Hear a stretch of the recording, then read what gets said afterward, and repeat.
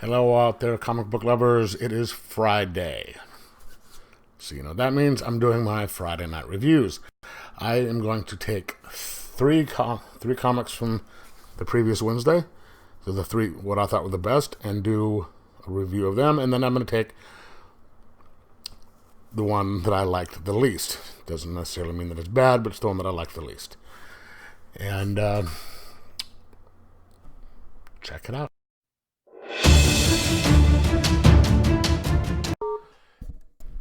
And for our number one comic of the week, I'm not sure that this one came out this week. I think it may have come out last week, but I picked it up this week because, if I remember correctly, it was supposed to be out last week, and it wasn't. There wasn't enough copies that I could find in my shop, even though I got their opening. Hot Valley Days and Cocaine Nights number 2. 2 of 3. This is by Antarctic Press. Sorry about the lights. I just need to be able to read here. It is written by Matthew Spradlin, based on actual events, adapted from a script by Matthew Spradlin, based on an actual story by Sean DeMott and Matthew Spradlin. His pencils and inks by Fardid Kamari, Karami, Karami, and colors by Andrew Crossley. And it starts out with some lyrics from the Judas Priest song, "You've Got Another Thing Coming." If you think I'll sit around as the world goes by, you're thinking like a fool, because it's a case of do or die. Out there is a fortune waiting to be had. If you think I'm going to give it up, if you think I'm going to let it go, you're mad. You got another thing coming. So we have that, and then there's Ronald Reagan on the TV talking about the war on drugs, and you have a dude with a young girl, and he is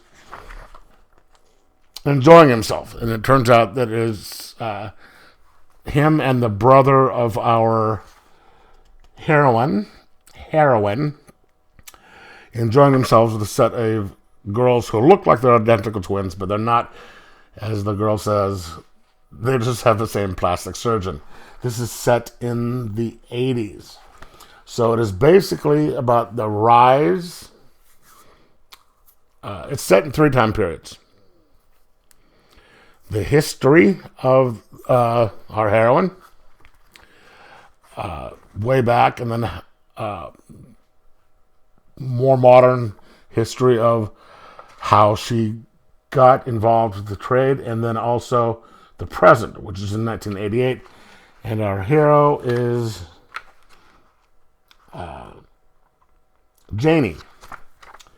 She comes from a broken home.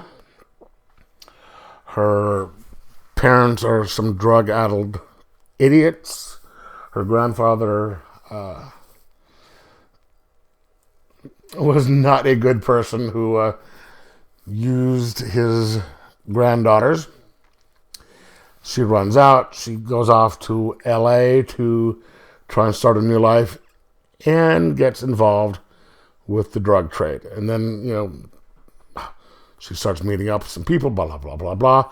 And eventually, this is told in the, this is being narrated by somebody you have in a time you haven't seen yet.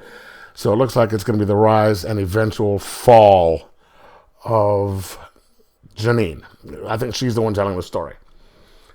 You see how she's coming up, and now she's having, she is in the top of the game. She is selling all sorts of drugs to the record labels and stuff, getting things in there, but things are going wrong. Some of her biggest clients are dying due to they don't say it's AIDS, but it's AIDS because they refer to it.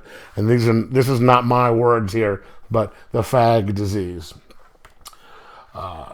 And so that's causing her boss to think that she's doing something wrong. So she is trying to scramble to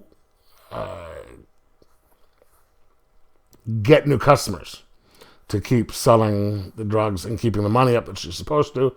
And then she's got her brother and her brother's counterpart, these two right here, working against her, trying to go off and make deals of their own without her knowledge. And in this one, she has to go off from LA to New York to try and talk to some record executives over there that she knew, and say, "Hey, look, let's do this stuff." And of course, more bad stuff happens.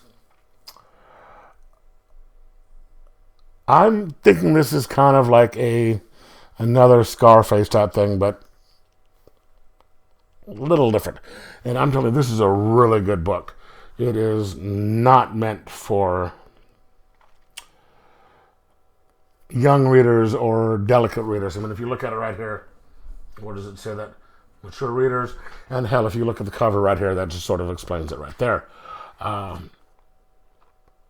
If you like, then here is, I think, the cover for the next one. If you are kind of a fan of, it's the conclusion. If you are a fan of Scarface, if you are a fan of this type of stuff, you need to get this because it is very well done. And as you can see, the art is, probably shouldn't use that picture. The art is incredible. The story is, crisp, sort of hardcore. They explain how things work, how, you get certain, one person does this for the next person, this person does something for the next person, and this is how you get other clients and how they grease the wheels. And it's the relationships between the people on the top and how paranoia sort of takes over. This is a good book, and I'm kind of glad that it's a three-parter, and I'm not glad that it's a three-parter, because this will allow you to the three-parter, it's not going to get dragged out. And it's going to be concise. It's going to tell everything that it needs to in the story, in the three parts. But I know I'm going to want more, right? Which I think overall is a good thing. Stop ahead of the game. Make them wanting more as opposed to sitting there saying, "Golly, how much longer are they going to drag this shit out?" I really recommend this book. It's going to be a 4.25 out of 5. And if you haven't got the first one, get it. Get number 2, then pick up number 3 when it comes out. Or if you really need to, wait for the trade to come out. But I really do recommend this. So, have you read it? What did you think? Do you plan on getting it? Let me know in the comments below. Like, subscribe, and enjoy your comics.